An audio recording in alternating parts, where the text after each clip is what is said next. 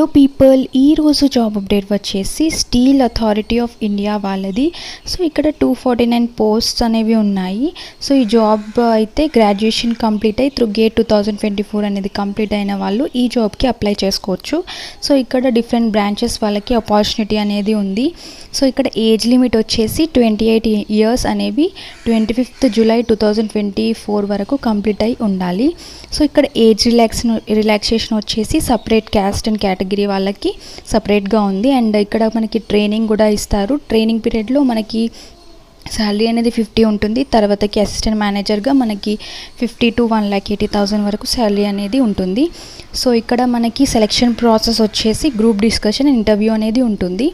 So ఇలా మనకి ఈ జాబ్ ఆపర్చునిటీ అనేది ఇలా మనకి సెలెక్షన్ ప్రాసెస్ ఉంటుంది. అండ్ మీరు అక్కడ వాళ్ళు ఒక లింక్ అనేది ప్రొవైడ్ చేశారు. దాంట్లో మీరు ఈ జాబ్ ఆపర్చునిటీని అప్లై చేసుకోవచ్చు.